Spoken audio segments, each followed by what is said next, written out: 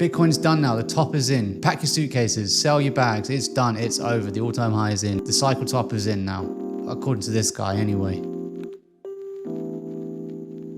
And actually it is the 6th of October today, so I guess we'll find out, right? We'll find out in this video though.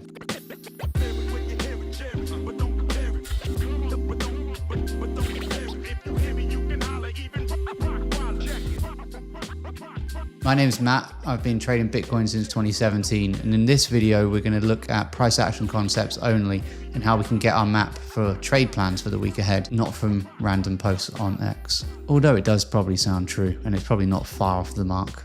My private Discord is open today. It's going live today. The entry fee for that is to trade on my ref link with Bybit, which is in the description below. If you're in the UK like me or another restricted country, then I've got a ref link for Apex, which is basically Bybit's DEX, and it's a non-KYC exchange, so you can get access to my group that way by signing up there as well. What you can expect in the group is daily market reviews and trade plans on crypto and Forex, weekly private live streams, educational content, and live trading. Also, you can win a PS5, thanks to Bybit, so get involved. All right, let's get to the charts now and see if that Reddit post is true.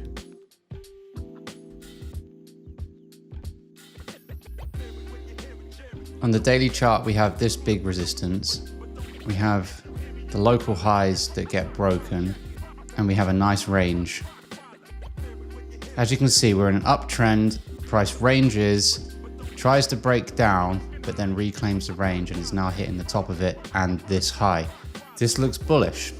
On H4, we can refine the levels a little bit. This is the high where the sell-off took place to come and make these lows, where it broke this support. From here, price makes a high, makes a higher low, and then makes a higher high.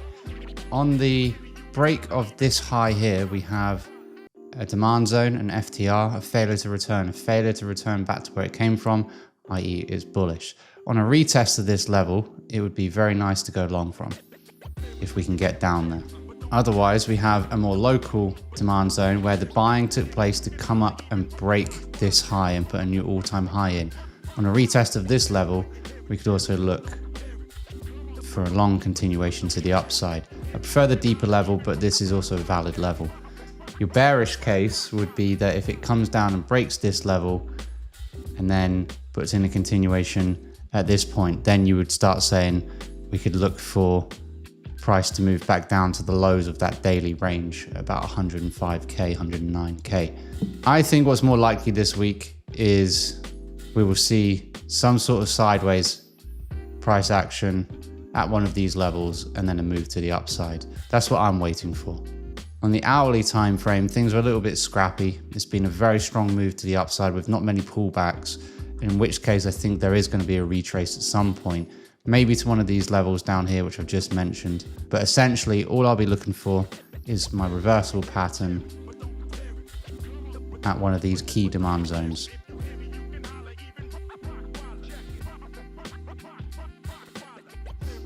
On Ethereum, we have this big low that gets taken out, and then we have a current supply zone which is getting tested, which I spoke about last week, which we can zoom in on H4 for more information. And then we have this continuation level on the daily time frame also. Let's look at H4. Here we have a bit more information. So we have this supply zone. This is where the sell-off took place to come and break this support and put in this low. Then it gets flipped and price puts in a demand zone just before the break, a decision point, a decision to break that level, breaks the level, retests the decision point, and then pushes to the upside. Now it's ranging just below this supply zone, but we can refine this a little bit because this is a reaction to what is happening on the left here. Now Ethereum is also putting in a range on this time frame like so. And it does this quite a lot. It does this pattern quite often just below resistance. And what I like to see is price move sideways and then break out to the upside above the range so that I can look for a continuation. So we have that kind of pattern here where it pushes up, confirms the range, tests the low, breaks to the upside, tests the low, and then a higher high would likely lead to a continuation to higher prices on this time frame. And it's looking quite bullish at this point. I would prefer if it just tested one more time and then pushes up particularly considering we're just below resistance. So that's what I'm looking for. But you could also look for another break of the high and then potentially long it into all-time highs. It looks like that kind of environment at the moment. On the hourly time frame, we can see that range. We also have at the end of the chain a demand zone, which is basically holding this entire swing up. What we could also see is price move back down to it, and then we can look for a reversal pattern there to go long from. Sometimes these highs get broken down and it looks like the continuation has failed, but really what it's going to do is load up at a lower place, at a more logical place, and then push up. That would also give us better risk reward, particularly considering we're just below this resistance. But I think longs are in order. I think it's better to look for longs considering how bullish things are looking on every major coin. Otherwise, like I said, you could wait for this range low to get tested one more time and then break above it for a long continuation. But I think it's better, instead of shorting down to support, wait for any retraces to support, then look for reversals or reversal signs, and then look for longs.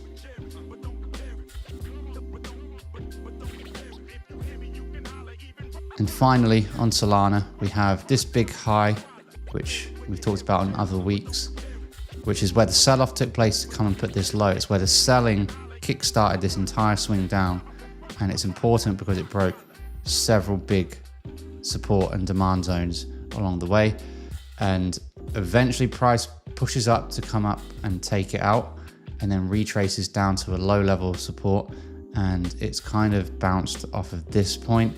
I did think it may go lower because that's not the end of the chain, but the fact that it's bounced off of more shallow support is quite bullish, and there are not enough candles on this time frame to refine the picture a little bit, so we're going to drop down to H4. Now we have more candles. This big support area, this is where the high gets taken out, retraces, puts in a high, retraces back down to the support, and then pushes up to make a new high. You want this support level to hold when you're at the highs. You want it to come back down and push up to make new highs, but it doesn't. It breaks down and then it puts in this supply zone, and I'm just marking the extreme of that, which then gets broken, and as we can see, it's put some demand zones in at that supply zone. This is a bullish sign. We could look for, on H4, price to come down to this point and then look for a reversal pattern either on H1 or on this time frame. But again, like Ethereum, this is the end of that chain, which is holding up this current price action. If you're bullish, this is the level you need to see hold. Otherwise, if it does start to break down, you can start looking for shorts. But I think considering the strength of this move to the upside, it's a bit more prudent to look for longs. You also have a nice range that has formed, similar to Ethereum, where price moves up, has range, broke to the downside, broke to the upside, put in a higher low, and is now testing the highs again. It could well be that it comes down one more time just to confirm that it's definitely not going to put in a low, and then on a higher high, you can look to go long. But the more price action, the better. But I prefer genuinely to look for more deeper levels for reversals that we can take to these highs up here at least. On H1, we have a bit more of a picture, very, very similar to Ethereum. We can see that within the range, about the mid-range, we potentially have a demand zone that forms. So it could well be that price puts in a new high in this range, comes back down to test this level, and this is where it forms to make a new high within the context of this range. So a couple of key levels for Solana to look for on H1 and H4.